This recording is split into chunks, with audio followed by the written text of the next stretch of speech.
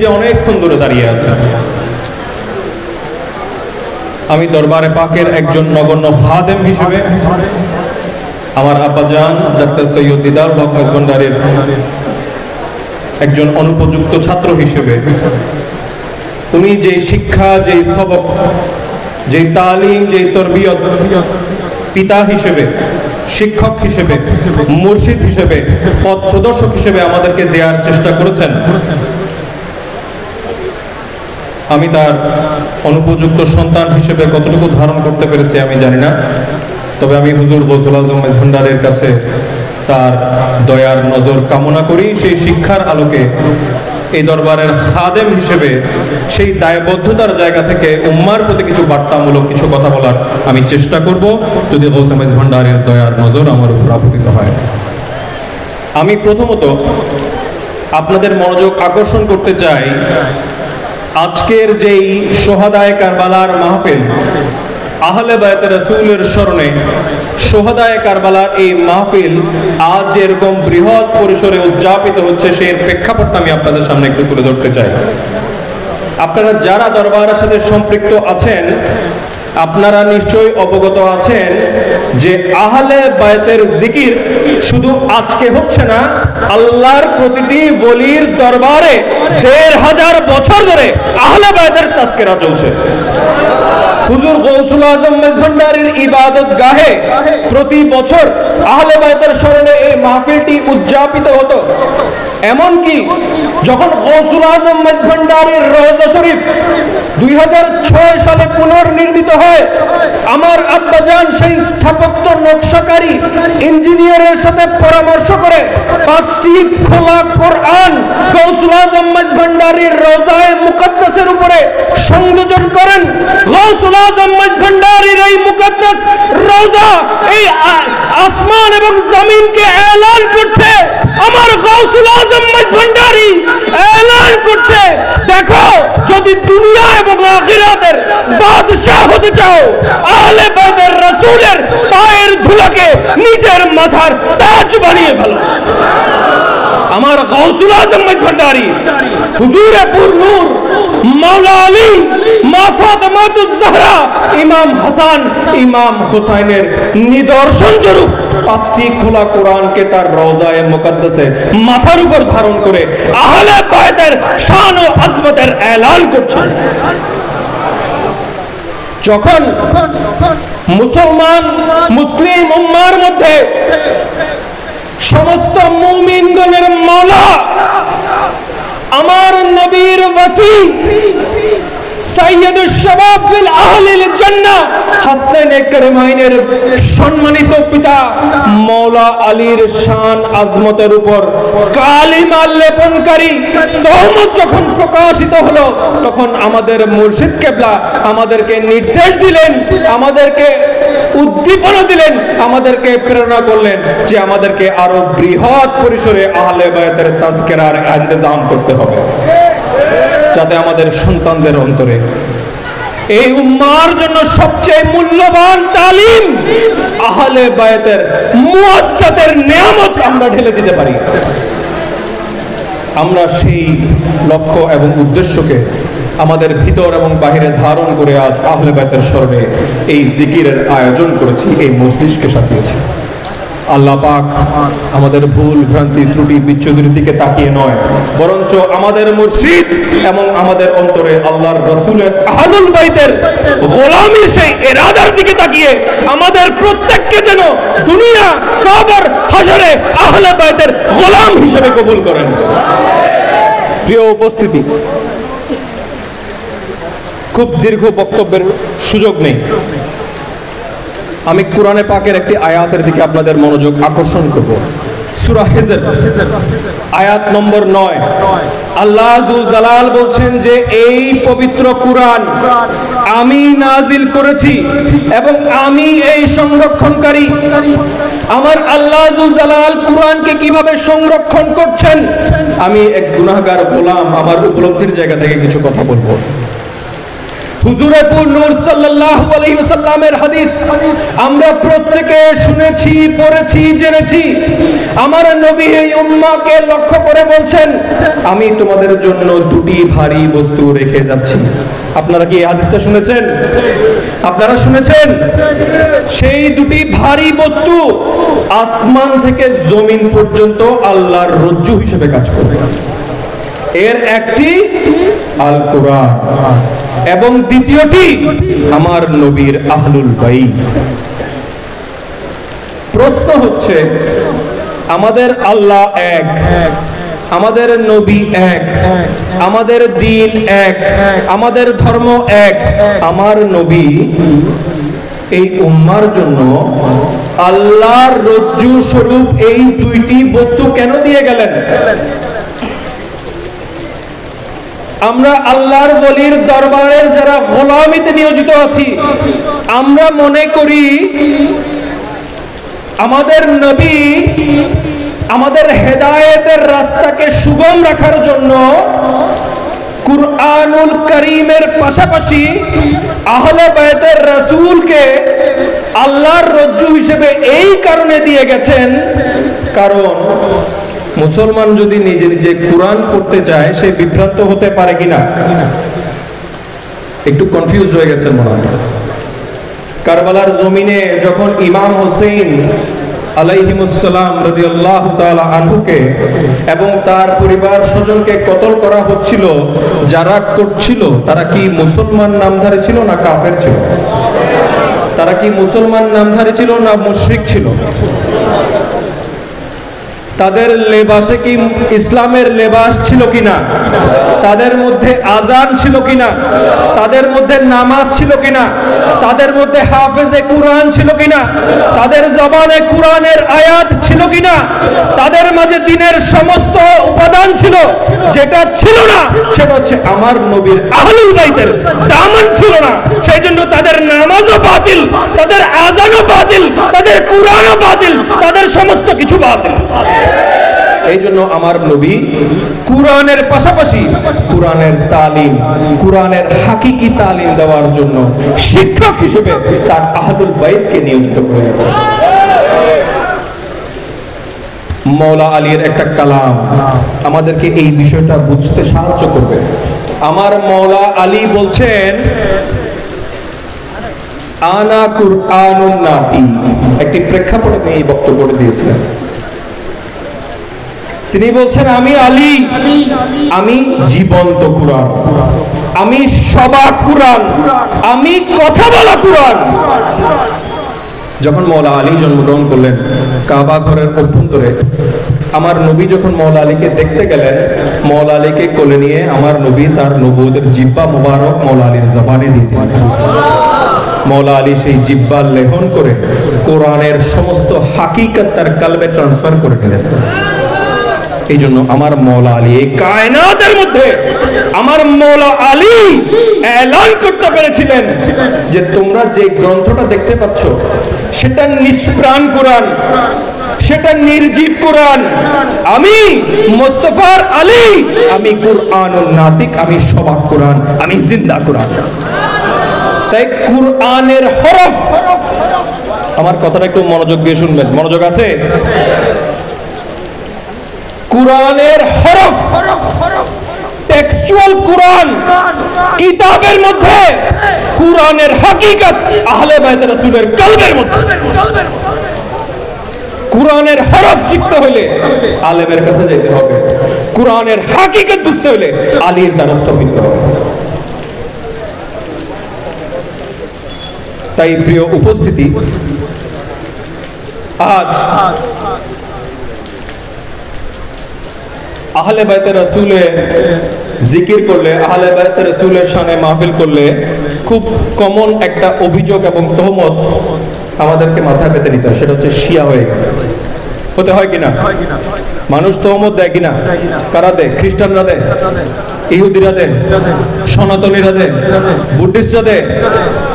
তথাকথিত আমাদের সমাজের মুসলমান নামধারী আমাদের ভাইয়েরা, আমাদের পরিবারের সদস্যরা, আমাদের আত্মীয় স্বজনরা, আমাদের বন্ধু বান্ধবরা, আমাদের কলিগরাই আমাদেরকে শিয়াবাদের তহমত দেয়।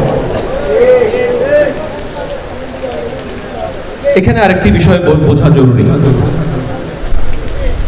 আমরা যদি শত শত বৎসর ধরে ইমাম হোসেনের মাহফিল করি, সোহাদায়ে কারবালার মাহফিল করি, কিন্তু ইমাম হোসেন পাক কারবালার জমিনে সংগঠিত ঘটনার মাধ্যমে, এই নজিরবিহীন আত্মত্যাগের মাধ্যমে মুসলিম উম্মাহকে কি মেসেজ দিতে চেয়েছেন, সেই মেসেজটা যতক্ষণ পর্যন্ত আমরা হৃদয়ঙ্গম করতে পারবো না, যতক্ষণ পর্যন্ত সেই মেসেজটা আমরা আমাদের জীবনে বাস্তবায়িত করতে পারবো না, ততক্ষণ পর্যন্ত এই সোহাদায়ে কারবালার মাহফিল আমাদের জন্য কোনো দুনিয়াবি কিংবা আখিরাতের কোনো মঙ্গল বয়ে আনবে কিনা আমি জানি না। একটা বিষয় বুঝতে হবে, বর্তমান সময়ে মুসলিম উম্মাহর মধ্যে সবচেয়ে বেশি যেটা অভাব, সেটা কি জানেন? আমি কি আমার ক্ষুদ্র উপলব্ধির জায়গা থেকে বলবো? বর্তমান সময়ে মুসলিম উম্মাহর মধ্যে সবচেয়ে যেটা বেশি অভাব, সেটা হচ্ছে পরিণীতিবোধ, সেটা হচ্ছে ইনসাফ, সেটা হচ্ছে আদলে মুতলাক। আমাদেরকে একটা বিষয় বুঝতে হবে, কারবালার ঘটনা যতটুকু ইয়াজিদের লস্কর দায়ী ছিল, তার চাইতেও বেশি দায়ী ছিল যাদের অন্তরে ইমাম হোসেনের কপট প্রেমের দাবি ছিল। ইমাম হুসাইন রাদিয়াল্লাহু তাআলা আনহুকে শত শত 1200 চিঠি কুফাবাসীরা প্রেরণ করেছিল যে আপনি কুফায় আসেন, আমরা আপনার হাতে বায়াত গ্রহণ করব। ইমাম হুসাইন রাদিয়াল্লাহু তাআলা আনহু তার চাচাতো ভাই মুসলিম বিন আকিলকে কুফায় প্রেরণ করলেন। তিনি সেখানে গিয়ে দেখলেন সবাই তার কাছে ইমাম হোসেনের বায়াত গ্রহণ করছে। তিনি চিঠি লিখে দিলেন, ইয়া ইমাম, আপনি চলে আসুন এখানকার পরিস্থিতি অনুকূলে। এর মধ্যে বসরার গভর্নর উবাইদুল্লাহ বিন জিয়াদকে ইয়াজিদ কুফার গভর্নর হিসেবে নিযুক্ত দিয়ে কুফায় পাঠালো। সে যখন কুফা দখলে নিল, তার আতঙ্কে তটস্থ হয়ে যেই 40,000 কুফাবাসী মুসলিম বিন আকিলের হাতে ইমাম হুসাইনের নামে বায়াত গ্রহণ করেছিল, তাদের প্রত্যেকের দরজা মুসলিম বিন আকিলের জন্য বন্ধ হয়ে গিয়েছিল। মুহূর্তের মধ্যে জীবনের ভয়ে, দুনিয়ার লালসায় সেই কপট কুফাবাসী ইমাম হুসাইনের বায়াতকে পরিত্যাগ করেছিল। ইমাম হুসাইন যখন কুফার দিকে অগ্রসর হলেন, তখন একটা জায়গায় তখন আরবের একজন প্রসিদ্ধ কবি ফারাজদাক, ওনার সাথে তার সাক্ষাৎ হলো। তিনি তো জানেন মুসলিম বিন আকিল চিঠি পাঠিয়েছে যে কুফার পরিস্থিতি অনুকূলে। এর মধ্যে যে এত কিছু পট পরিবর্তন হয়ে গেছে, সেটা হয়তো জাহিরি ভাবে আমার মওলার, আমাদের আকার জানা ছিল না, বাতিনি ভাবে নিশ্চয়ই জানা ছিল বলে আমরা বিশ্বাস করি। সেই আরবিক কবি ফারাজদাকে ইমাম হোসেন জিজ্ঞাসা করলেন, কুফাবাসীর অবস্থান সম্পর্কে আপনার মন্তব্য কি? তিনি খুব তাৎপর্যপূর্ণ একটি জবাব দিয়েছিলেন। তিনি বলেছিলেন, কুফাবাসীর অন্তর আপনার পক্ষে, কুফাবাসীর অস্ত্র ইয়াজিদের পক্ষে। তাই আমরা যেন এমন হুসাইনি না হয়ে যাই যে আমাদের জবানে হুসাইন থাকবে, আমাদের লেখনীতে হুসাইন থাকবে, আমাদের বক্তব্যে হুসাইন থাকবে, আমাদের অনুষ্ঠানে হুসাইন থাকবে, কিন্তু আমাদের খাসলতের মধ্যে ইয়াজিদের খাসলত থাকবে। এমন কুফাবাসীর চরিত্র যেন মুসলিম উম্মার না হয়। তাই কারবালার মাধ্যমে আমাদের ইমাম আমাদেরকে যেই মেসেজ দিতে চেয়েছেন, সেটা হচ্ছে ইনসাফের মেসেজ, সেটা হচ্ছে আদলে মুতলাকের মেসেজ, সেটা হচ্ছে অন্যায়ের সামনে মাথা নত না করার মেসেজ। আজ আমরা বলি মুসলিম উম্মাহ শতদা দলে বিভক্ত, এটা তো সত্য কথা। আমাদের মুসলমান সম্প্রদায়ের মধ্যে আমরা যাদেরকে মুসলমান হিসেবে চিনি, জানি, মানি, সমগ্র বিশ্বের মধ্যে আজকে মুসলিম সম্প্রদায় নানান দলে, গোত্রে, ফিরকায়, মানহাজে, মাসলাকে বিভক্ত, ঠিক কিনা? এই মুসলিম সম্প্রদায়ের ঐক্যবদ্ধ হওয়ার জরুরি আছে কিনা তরুণ প্রজন্ম আমাদেরকে প্রশ্ন করে।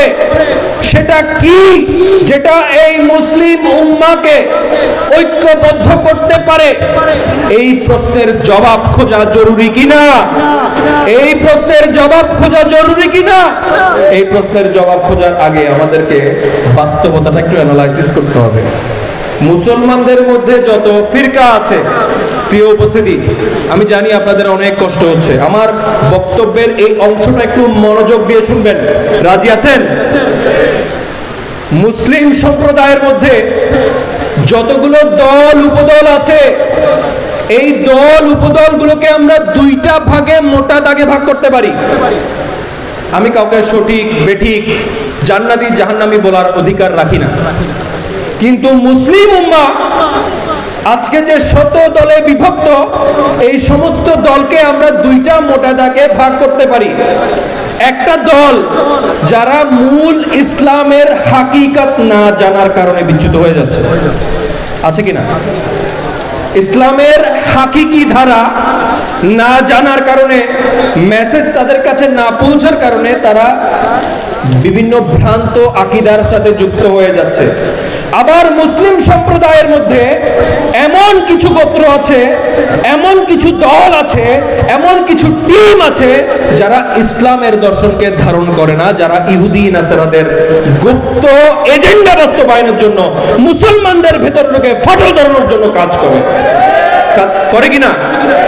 ব্রিটিশ এম্পায়ারের প্রত্যক্ষ মদদে ওয়াহাবি মতবাদ প্রতিষ্ঠা করে যখন ওসমানী সালতানাতকে ওলট পালট করে দেওয়া হলো, তখন থেকেই কিন্তু একটা মিশনারি শক্তি মুসলমানদের ভেতরে, মুসলমানদের লেবাসে ঢুকে মুসলমানদের মধ্যে এই বিভাজনগুলোকে বাড়ানোর চেষ্টা করছে।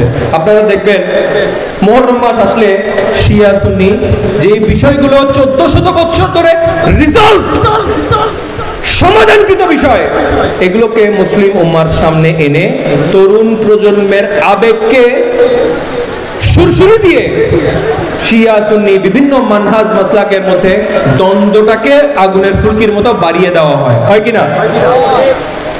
তাহলে আমাদের মধ্যে দুইটা গ্রুপ আছে। একটা দল আছে আমাদের মুসলমান ভাই এবং বোনেরা, যারা হয়তো প্রকৃত সত্যটা না জানার কারণে সত্যের বিরুদ্ধাচরণ করছে। আরেকটা দল আছে, তারা সত্যকে খুব ভালো করেই জানে, কিন্তু তাদের মুনিব মোহাম্মদ মুস্তাফা নয়, তাদের মুনিব ইহুদি নাসারা, তাদের এজেন্ডা বাস্তবায়ন করার জন্য মুসলমানদের লেবাসে তারা কাজ করছে। এখন যে ভুল বুঝে বিপদে গেছে, আপনি তাকে ডেকে তার সাথে ঐক্য করতে পারবেন, কারণ সে ভুলের মধ্যে থাকলেও তার অন্তরে আল্লাহর রাসূলের নিসবত পাওয়ার লক্ষ্য আছে কিনা? কিন্তু যেই ব্যক্তি তার মননে মগজে রুহে আমার নবীর মিশন এবং ভিশনকে পরিত্যাগ করে তার মিশন এবং ভিশনের প্রতি ঘৃণা নিয়ে ইহুদি নাসারাদের এজেন্ডা বাস্তবায়নের জন্য কাজ করে, তাদের সাথে যদি ঐক্য হয়, সেই ঐক্য কি কখনো দীর্ঘস্থায়ী হবে? সেই ঐক্যকে এই মুসলিম উম্মার জন্য কোনো কল্যাণ নিয়ে আসবে? আমি জানি আমার কথায় অনেকেই হয়তো কনফিউজড হয়ে যাবেন। তাই প্রিয় উপস্থিতি, আমি একজন জ্ঞানহীন গুণহীন গৌসুল আজম মজভান্ডারির দরবারের একজন নগণ্য গোলাম হিসেবে জিম্মাদারিত্ব নিয়ে বলতে চাই, যদি কোনো কিছু এই আখেরি জামানায় মুসলিম উম্মাকে হকের উপর ঐক্যবদ্ধ করতে পারে, সেটা হচ্ছে কারবালা, সেটা হচ্ছে ইমাম হোসাইনের হোসাইনিয়ত।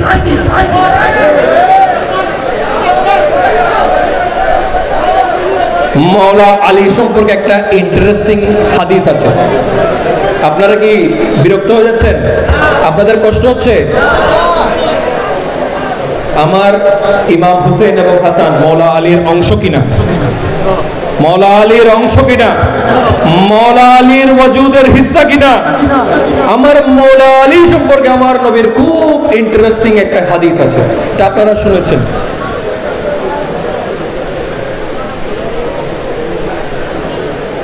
মুসলিম আস-সুনানুল কুবরা এবং আল মুসান্নাফ উলামায়ে কেরাম এই বিষয়টাকে আরো বিশদভাবে বলবেন। এই হাদিস গ্রন্থগুলোতে এসেছে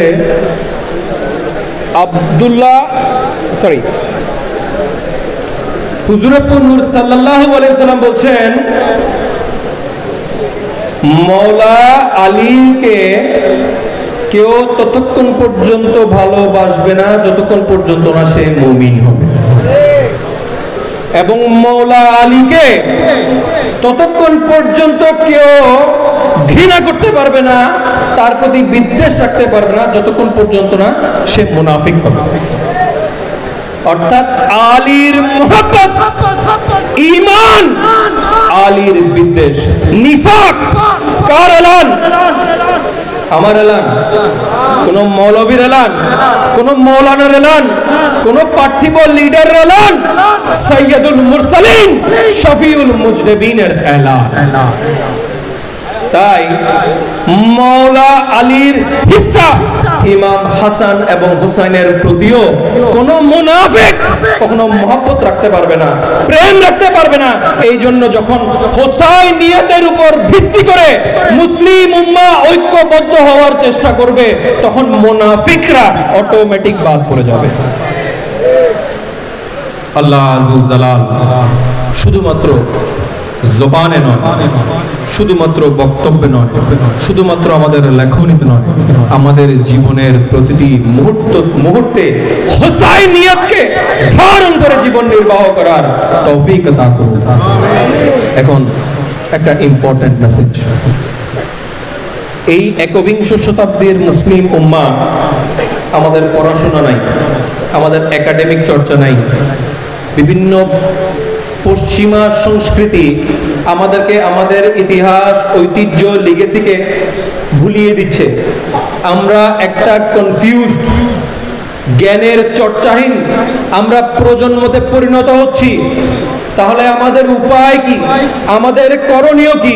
আমাদের করণীয় আমাদেরকে দেখিয়ে দেওয়ার জন্যই ইমাম হুসাইনে পাক কারবালার জমিনে শুধু তিনি নিজে নন, তার পরিবার পরিজন নিয়ে আত্মবলিদান দিয়েছেন।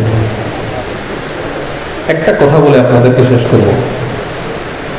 ইমাম হুসেইন রাদিয়াল্লাহু তাআলা আনহুকে যখন কারবালার জমিনে তার চোখের সামনে একে একে তার ছোট্ট শিশু আলী আসগর থেকে শুরু করে, আলী আকবর থেকে শুরু করে, ভাইয়ের ছেলে কাসিম থেকে শুরু করে, ভাই আব্বাস আলমদার শুরু করে, তার পরিবারের প্রতিটি সদস্য তার চোখের সামনে একে একে শাহাদাতের সুধা পান করছে, একটাবার আমরা তো সেই লায়েক নই, আমরা ইমাম হোসেনের ধুল, পায়ের ধুল নিজেকে বলারও যোগ্য নই। কিন্তু একটাবার চিন্তা করেন, কারবালার জমিন, কারবালার ময়দান, সেখানে আপনি উপস্থিত আছেন, আপনার চোখের সামনে আপনার দুগ্ধ পোষ্য শিশু শহীদ হয়ে যাচ্ছে, আপনার সন্তান শহীদ হয়ে যাচ্ছে, আপনার পরিবার শহীদ হয়ে যাচ্ছে, আপনার ভাই শহীদ হয়ে যাচ্ছে, আপনার পরিবারের নারী সদস্যদের সংগ্রামের কি হবে আপনি জানেন না, আপনার মানসিক অবস্থা কি হবে? আপনি আল্লাহর কাছে পানা চাইবেন না? আল্লাহর কাছে সাহায্য চাইবেন না? নিজের পরিবারের নিরাপত্তার জন্য ফরিয়াদ করবেন না? আমার মাওলা ইমাম হোসেন কি করেছেন একটাবার শুনুন। আমার মাওলা ইমাম হোসেন তার চোখের সামনে পরিবারের সদস্য একে একে শাহাদাত বরণ করেছে। আমার মাওলা আলীর শরীরে 313টা তীর তাকে বিদ্ধ করে আছে। তার পরিবারের নারীর সদস্যদের কি হবে আমার ইমামে পাক জানেন না। তিনি শেষ মুহূর্তে আল্লাহর বারগাহে হাত উত্তোলন করে ফরিয়াদ করছেন, তার সন্তানের জন্য নয়, তার পুত্রের জন্য নয়, তার কন্যার জন্য নয়, তার পরিবারের জন্য নয়, তিনি হাত উত্তোলন করে ফরিয়াদ করছেন, ইয়া বারে ইলাহি, এই কারবালার জমিনে প্রচন্ড মুসিবতের মধ্যে আমি মুস্তাফার নওয়াজা তোমার উপর রাজি আছি, যদি তুমিও আমার উপর রাজি থাকো আমার নানা জানের গুনাহগার উম্মতকে ক্ষমা করে দাও। এই জাগতিক জীবনের শেষ মুহূর্তেও আমাদের ইমামের একটাই ইরাদা ছিল, উম্মতে মুস্তাফা হিসেবে আমি আপনি হুসাইনিয়তকে ধারণ করে জীবন নির্বাহ করব। আজ আমরা যতই সোহাদায়ে কারবালার মাহফিল করি, আজ আমরা যতই ইমাম হোসেনের জিকির করি, নাম নেই, ততক্ষণ পর্যন্ত কারবালার জমিন যার পবিত্র লাহুতে সিক্ত হয়ে ইসলামকে পুনর্জীবন দান করেছে, ততক্ষণ পর্যন্ত ইমাম হুসাইনের সেই রক্তের হক আদায় হবে না, যতক্ষণ পর্যন্ত হুসাইনকে আমাদের জবানের পাশাপাশি আমরা আমাদের কল্প, আমাদের জীবন, আমাদের চরিত্রে ধারণ করতে না পারবো। আমাদের জীবনে, প্রতিটি মানুষের জীবনে দুইটা ইয়াজিদ আছে। একটা ইয়াজিদ হচ্ছে বাহ্যিক ইয়াজিদ, যেটাকে দেখা যায়, যেটা জালেম, যেটা জুলুম করে, মানুষের হক নষ্ট করে, উম্মতে মুস্তাফাকে কষ্ট দেয়, মাখলুকের কষ্টের কারণ হয়। ইমাম হুসেইন আমাদেরকে শিক্ষা দিচ্ছেন সর্বোচ্চ ত্যাগ স্বীকার করেও সেই জালিমের ইয়াজিদিয়াদের বিরুদ্ধে জিহাদ করাই ইসলাম। এটা সম্পর্কে আমরা সবাই জানি, সবাই সোচ্চার। আরেকটি ইয়াজিদ আছে আমাদের এখানে, আরেকটি ইয়াজিদিয়াত আছে আমাদের ভেতরে, সেটাকে সুফিয়ায়ে কেরাম বলেছেন নফসে আম্মারা বা কুপ্রবৃত্তি। যেভাবে, যেই জজবাত নিয়ে, যেই শক্তি নিয়ে, যেই সামর্থ্য নিয়ে আমরা বাহ্যিক ইয়াজিদের মোকাবেলা করব, সেই একই কঠোরতা নিয়ে আমাদের ভেতরের ইয়াজিদিয়াত তথা নফসে আম্মারার বিরুদ্ধে আমাদেরকে জিহাদ করতে হবে, এবং এই জিহাদকেই বলা হচ্ছে জিহাদে আকবর। যতক্ষণ পর্যন্ত এই দুই ইয়াজিদিয়াতের বিরুদ্ধে আমরা যুদ্ধ ঘোষণা করতে না পারবো, ততক্ষণ পর্যন্ত ইমাম হোসেনের এই মাহফিল আমাদের জন্য কোনো উপকার হয়ে আনবে না। প্রিয় উপস্থিতি, আমি আমার ক্ষুদ্র জ্ঞানে অগোছালো বক্তব্য দীর্ঘায়িত করব না। এই দুর্গম আবহাওয়ার মধ্যে আপনারা দূর দূরান্ত থেকে এসে আহলে বাইত রাসূলের যে ইশকের নজরানা নিয়ে হুজুর গৌসুল আজম মেজভান্ডারীর দরবারে শামিল হয়েছেন, শরীক হয়েছেন, এই মাহফিলকে সুসজ্জিত করেছেন, আবারও অন্তরের অন্তঃস্থল থেকে আপনাদেরকে মোবারকবাদ এবং কৃতজ্ঞতা জানাচ্ছি, এবং আমার ক্ষুদ্র দুই হাত আল্লাহর বারগাহে তুলে হুজুর গৌসুল আজম মেজভান্ডারীর ওসিলায় আপনাদের জাগতিক এবং আধ্যাত্মিক মঙ্গল কামনা করছি। আজ যারা এই মাহফিলকে বিভিন্নভাবে সহযোগিতা করেছেন, সকলের প্রতি, বিশেষ করে আঞ্জুমানে মুত্তাবিনে গৌসে মেজভান্ডারীর সকল সদস্যদের প্রতি কৃতজ্ঞতা জানাচ্ছি। সম্মানিত উলামায়ে কেরাম, এই দুর্যোগ পরিস্থিতিতেও